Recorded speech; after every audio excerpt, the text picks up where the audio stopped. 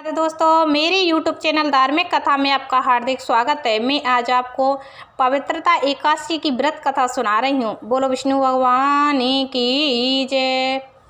श्रावण मास के शुक्ल पक्ष की एकादशी को पवित्रता एकादशी के रूप में मानते हैं। इस वर्ष पवित्रता एकादशी का पर्व 27 अगस्त 2023 को मनाया जाना है। धर्म ग्रंथों के अनुसार इस व्रत की कथा सुनने मात्र से वाजपेयी यज्ञ का फल प्राप्त होता है। पवित्रता एकादशी का महत्व को भगवान श्री कृष्ण ने धर्मराज युधिष्ठिर से कहा था। भगवान के कथन अनुसार यदि निसंतान व्यक्ति यह व्रत पूर्ण विधि विधान व श्रद्धा से करता है तो उसे संतान की प्राप्ति होती है।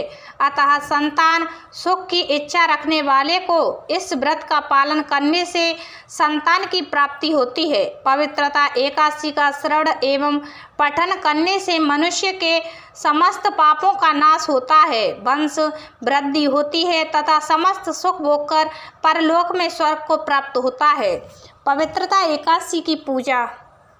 इस दिन भगवान नारायण की पूजा की जाती है। सुबह स्नान आदि से निवृत्त होकर स्वच्छ वस्त्र धारण करने के पश्चात श्री हरि का ध्यान करना चाहिए।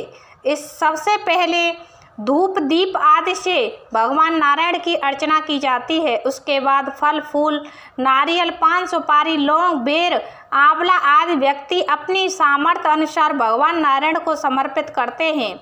पूरे दिन निराहार रहकर संध्या समय में कथा आदि सुनने के पश्चात फलाहार किया जाता है। इस दिन दीप दान करने का महत्व है। इस दिन भगवान विष्णु का ध्यान एवं व्रत करना चाहिए। विष्णु सहस्त्र नाम का जप तथा एकादशी कथा का श्रवण एवं पठन करना चाहिए। ब्राह्मणों को भोजन कराकर दान देकर आशीर्वाद प्राप्त करना चाहिए। पवित्रता या पुत्रदा एकादशी व्रत कथा। प्राचीन काल में एक नगर में राजा सुकेतु नाम राज्य करते थे। राजा की कोई संतान नहीं थी। इस बात को लेकर वह सदैव चिंताग्रस्त रहते थे। एक दिन राजा सुकेतुमान वन की ओर चल दिए। वन में चलते हुए वह अत्यंत घने वन में चले गए। वन में चलते चलते राजा को बहुत प्यास लगने लगी। वह जल की तलाश में वन में और अंदर की ओर चले गए, जहां उन्हें एक सरोवर दिखाई दिया। राजा ने देखा कि सरोवर के पास ऋषियों के आश्रम भी बने हुए हैं और बहुत से मुनि वेद पाठ कर रहे थे। राजा ने सभी मुनियों को बारी बारी से सादर प्रणाम किया। ऋषियों ने राजा को आशीर्वाद दिया। राजा ने ऋषियों से उनके एकत्रित होने का कारण पूछा। मुनि ने कहा कि वह विश्व देव हैं और सरोवर के निकट स्नान के लिए आए हैं। आज से 5वें दिन माघ मास का स्नान आरंभ हो जाएगा और आज पुत्रदा एकादशी है। जो मनुष्य इस दिन व्रत करता है उन्हें पुत्र की प्राप्ति होती है।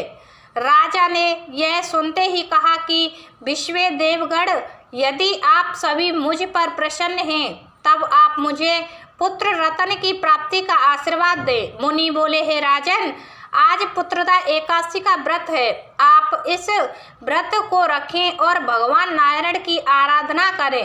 राजा ने मुनि के कहे अनुसार विधिवत तारीख से पवित्रदा एकादशी का व्रत रखा और अनुष्ठान किया। व्रत के शुभ फलों द्वारा राजा को संतान की प्राप्ति हुई। इस प्रकार जो व्यक्ति इस व्रत को रखते हैं और उन्हें पुत्र रत्न की प्राप्ति होती है। संतान होने में यदि बाधाएं आती हैं तो इस व्रत के रखने से वह दूर हो जाती हैं।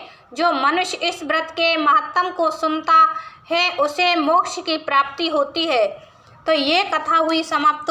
बोलो विष्णु भगवान की जय।